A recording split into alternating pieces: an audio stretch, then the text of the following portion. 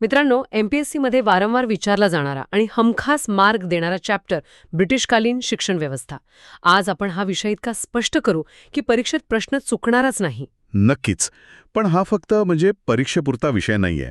एका परकीय सत्तेने आपल्या देशात शिक्षणाचा पाया कसा घातला, त्यामागे त्यांचे हेतू काय होते आणि आणि त्याच शिक्षणाने पुढे भारतीयांना स्वातंत्र्यासाठी कसं प्रेरित केलं, ही एक मोठी रंजक कहाणी आहे. आज आपण तीच उलगडून पाहणार आहोत, अगदी टप्प्याटप्प्याने. उत्तम. चला तर मग थेट सुरुवातीला जाऊया. म्हणजे जेव्हा ईस्ट इंडिया कंपनी फक्त व्यापार करत होती, तेव्हा शिक्षणाबद्दल त्यांचा काही विचार होता का? त्यांनी काही संस्था वगैरे स्थापन केल्या होत्या? हो, पण त्यांचा दृष्टिकोन खूप वेगळा होता. सुरुवातीला त्यांनी भारतीय भाषा आणि संस्कृती समजून घेण्यावर भर दिला.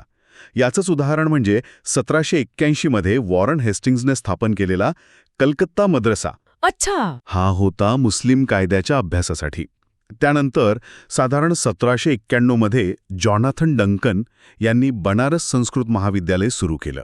हे मग हिंदू कायद्यासाठी असणार. अगदी हिंदू कायदा आणि तत्वज्ञान शिकण्यासाठी. म्हणजे त्यांचा उद्देश भारतीयांना शिक्षित करण्यापेक्षा त्यांच्यावर राज्य करण्यासाठी. त्यांची व्यवस्था समजून घेणं हा होता. अगदी बरोबर. आणि याच विचारातून बघा 1784 मध्ये सर विल्यम जोन्स यांनी कलकत्ता एशियाटिक सोसायटीची स्थापना केली.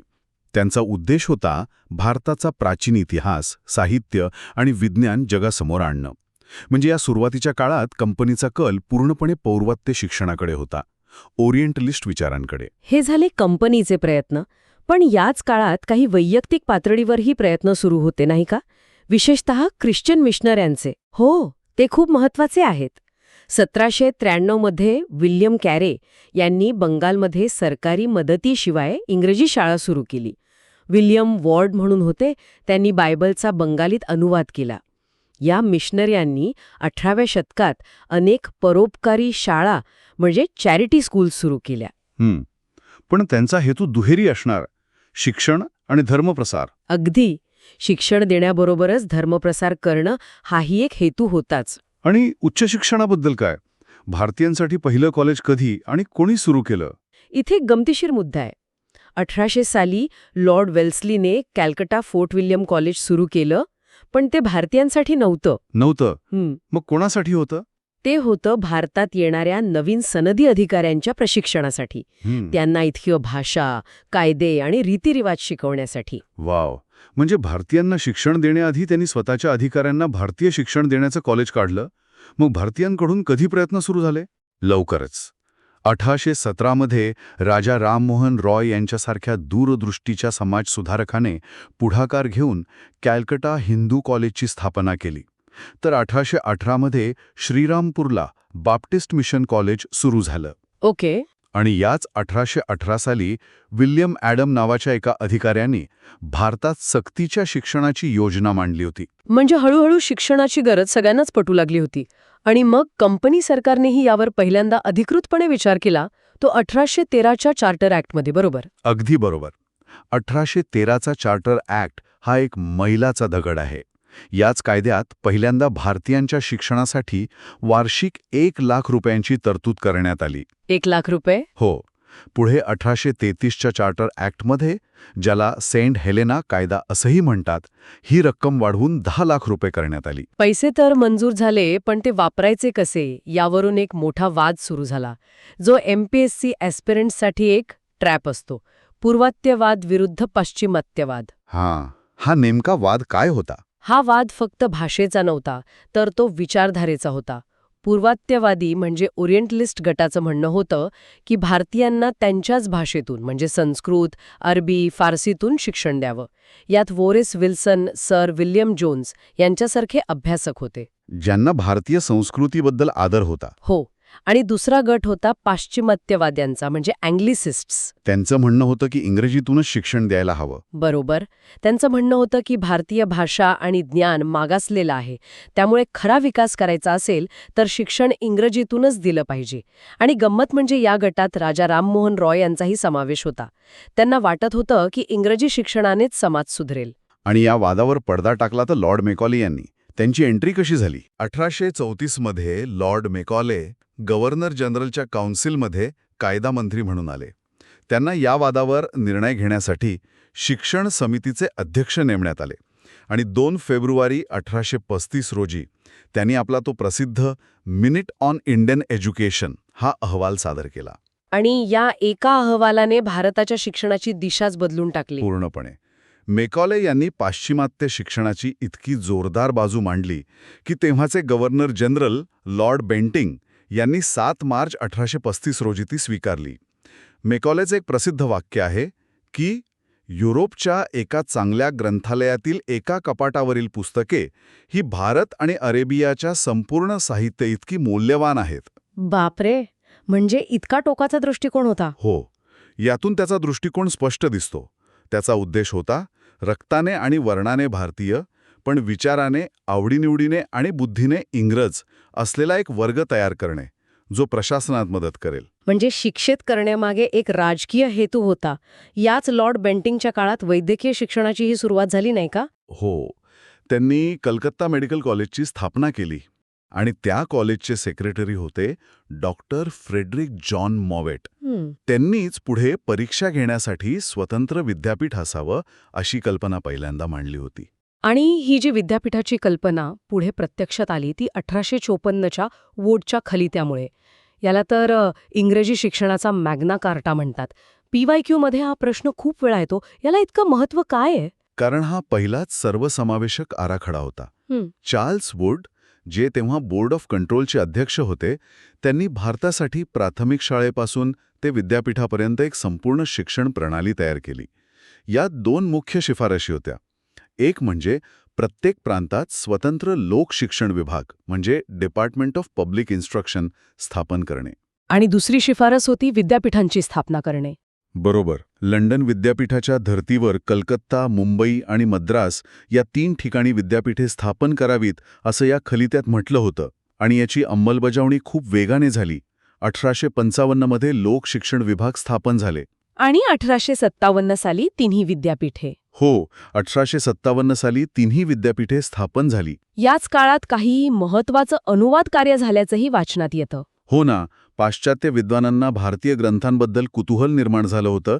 मॅक्स मुलर यांनी ऋग्वेदाचं इंग्रजी भाषांतर केलं, तर चार्ल्स विल्किन्सन यांनी भगवद्गीतेचा इंग्रजी अनुवाद केला. ही एक मोठी बौद्धिक देवाणघेवाण होती. आता आपण थेट या विद्यापीठांवर येऊया. 1857 म्हणजे देशात एकीकडे स्वातंत्र्यासाठी उठाव सुरू होता आणि दुसरीकडे ब्रिटिश विद्यापीठांची स्थापना करत होते. हा विरोधाभास किती मोठा आहे यांचा स्थापनाक्रमही परीक्षेत विचारला जातो. हो, तो महत्वाचा आहे. सर्वात आधी जानेवारी 1857 मध्ये कलकत्ता विद्यापीठाची स्थापना झाली. त्यानंतर जुलै 1857 मध्ये मुंबई विद्यापीठ आणि मग सप्टेंबर 1857 मध्ये मद्रास विद्यापीठ. आणि या विद्यापीठांमधून जे पहिले पदवीधर बाहेर पडले त्यांनी पुढे जाऊन भारताच्या इतिहासाला आकार दिला. निश्चितच. उदाहरणार्थ कलकत्ता विद्यापीठाचे पहिले पदवीधर होते बंकिमचंद्र चॅटर्जी, वंदे मातरमचे लेखक. हो, आणि त्याच विद्यापीठाच्या पहिल्या महिला पदवीधर होत्या कदंबिनी गांगुली. ईश्वरचंद्र विद्यासागर यांनी बेथून स्कूल आणि हिंदू बालिका विद्यालयातून स्त्री शिक्षणाचा पाया घातला.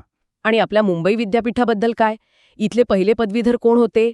ही नावं तर पाठच असायला हवीत. अगदी. 1862 मध्ये मुंबई विद्यापीठातून 4 दिग्गज पदवीधर झाले. ही नावं थेट परीक्षेत येतात.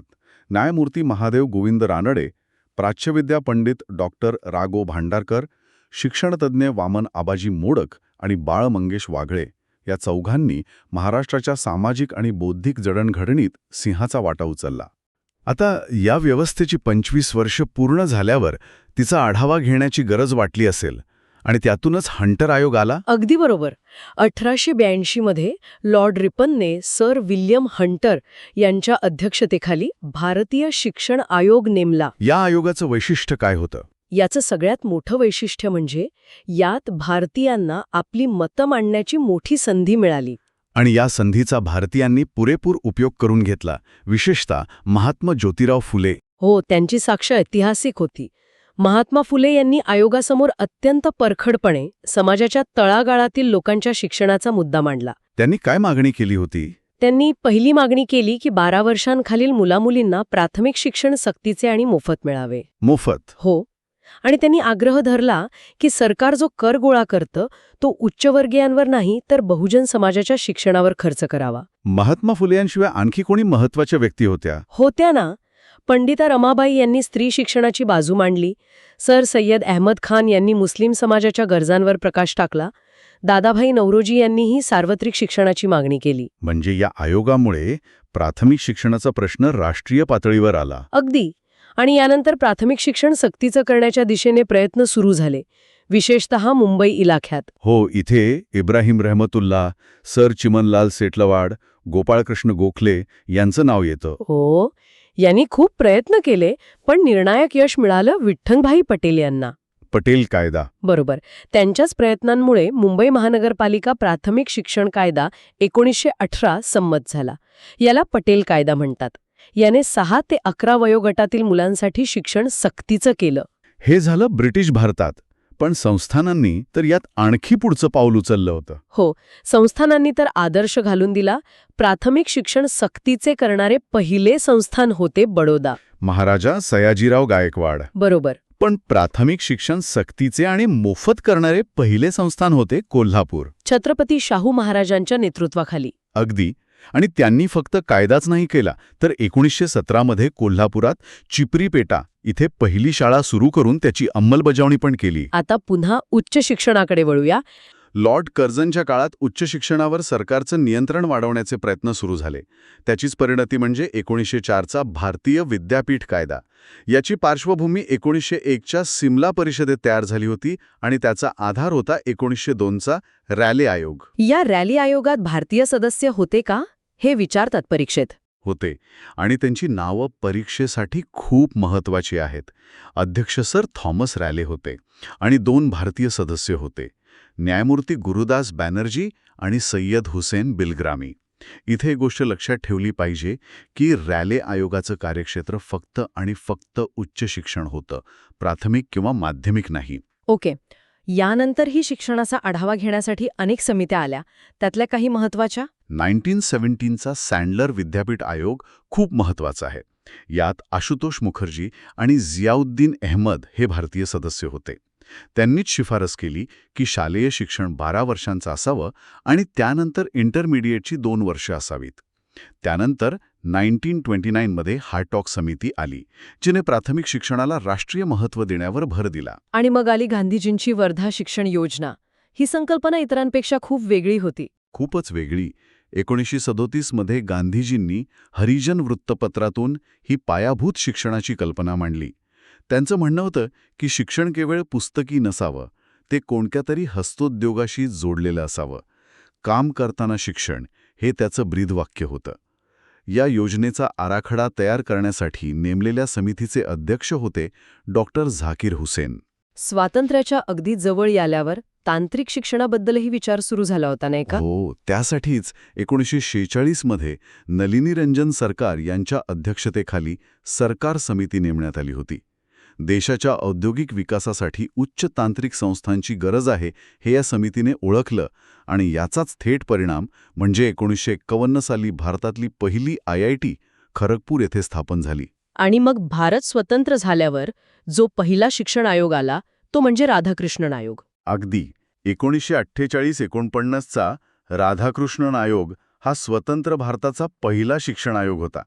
या आयोगाने काही दूरगामी शिफारशी केल्या, जसं की शिक्षण हा विषय केंद्र आणि राज्य या दोघांच्या अखत्यारीत म्हणजे समवर्ती सूचित असावा.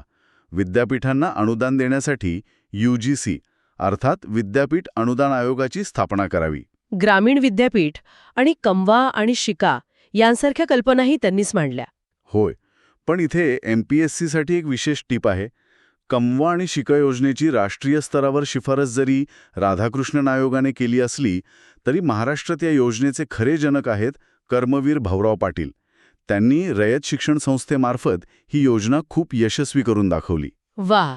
म्हणजे ब्रिटिश काळापासून सुरू झालेला हा प्रवास स्वातंत्र्यानंतरही नवनव्या कल्पनांनी पुढे जात राहिला. आता शेवटी काही इतर महत्वाच्या संस्था आणि विद्यापीठांवर एक नजर टाकूया. नक्कीच. काही महत्वाची तथ्य. भारतातली पहिली रात्रशाळा मुंबईत सुरू झाली. 1880 मध्ये पुण्यात न्यू इंग्लिश स्कूलची स्थापना झाली. 1898 मध्ये ॲनी बेझंट यांनी बनारसमध्ये सेंट्रल हिंदू कॉलेज सुरू केलं. आणि विद्यापीठांबद्दल बोलायचं तर 1916 मध्ये महर्षी धोंडो केशव कर्वे यांनी महिलांसाठी SNDT विद्यापीठाची स्थापना केली. हा एक क्रांतिकारी क्षण होता. त्यानंतर 1921 मध्ये पुण्यात टिळक महाराष्ट्र विद्यापीठ, 1923 मध्ये नागपूर विद्यापीठ, मध्ये पुणे विद्यापीठ आणि 1962 मध्ये कोल्हापुरात शिवाजी विद्यापीठाची स्थापना झाली. बरोबर. या सगळ्या संस्थांनी मिळून महाराष्ट्राची आणि पर्यायाने भारताची बौद्धिक जडणघडण केली. अप्रतिम. खरंच किती मोठा आणि गुंतागुंतीचा इतिहास आहे हा. चला तर मग ऐकणाऱ्यांसाठी आपण पाहिलेले महत्त्वाचे मुद्दे पटापट आठवूया. महत्त्वाचे कायदे म्हणजे 1813 आणि 1833चे चार्टर ॲक्ट, 1854चा वूडचा खलिता आणि 1904चा विद्यापीठ कायदा. महत्वाचे आयोग म्हणजे 1882चा हंटर आयोग, 1917चा सँडलर आयोग आणि स्वतंत्र भारतातील पहिला 1948चा राधाकृष्णन आयोग. आणि ज्या व्यक्तींना विसरून चालणार नाहीत त्या म्हणजे मॅकॉले, ज्यांनी दिशा दिली, ज्योतिराव फुले, ज्यांनी तळागाळातील लोकांचा आवाज उठवला, आणि अर्थातच विठ्ठलभाई पटेल, शाहू महाराज आणि महर्षी कर्वे, ज्यांनी कल्पनांना प्रत्यक्षात आणलं. आता शेवटचे 2 PYQ प्रश्न देतोय. प्रश्न क्रमांक 1. मुंबई महानगरपालिका प्राथमिक शिक्षण कायदा 1918 कोणाच्या प्रयत्नांमुळे संमत झाला? आणि प्रश्न क्रमांक 2. 1882च्या हंटर आयोगासमोर 12 वर्षांखालील मुलामुलींना प्राथमिक शिक्षण सक्तीचे व मोफत करावे अशी मागणी कोणी केली? दोन्ही प्रश्नांची उत्तरं कॉमेंटमध्ये नक्की लिहा.